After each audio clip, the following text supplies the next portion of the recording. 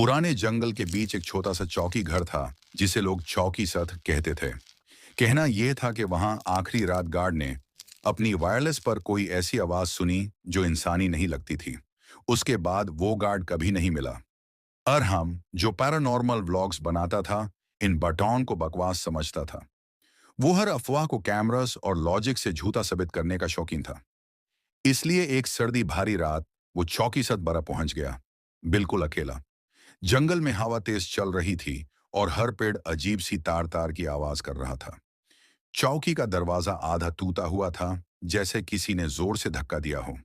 अंदर अंधेरा, ठंडी दीवारें और बयां खामोशी थी। अरहम ने कैमरा ऑन किया। बस एक और फेक कहानी, उसने हंसकर कहा। मगर जैसे ही वो अंदर घुसा, उसकी वायरलेस जो बैंड थी, आप चल पड़ी। एक खुरदुरा सा लफ्ज हवा में तैरता हुआ सुनाई दिया, द मट, रुक। अरहम का दिल जोर से धड़कने लगा।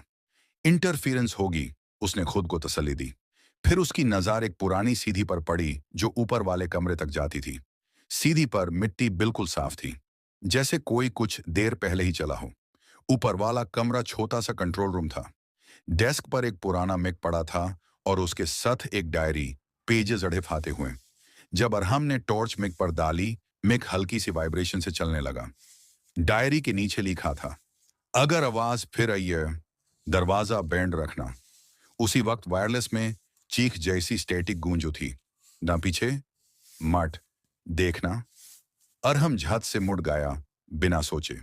कमरा खाली था, लेकिन सीढ़ियों का अंधेरा अब अंधेरा नहीं लग रहा था। वहां कोई चल रहा था।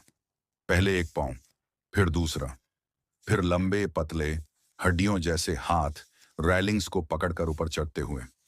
हर कदम के साथ एक गीली सी चक चक की आवाज। अरहम ने दरवाजा बांध करने की कोशिश की, लेकिन हैंडल उसके हाथ में ही ठंडी लोहे की तरह जम गया।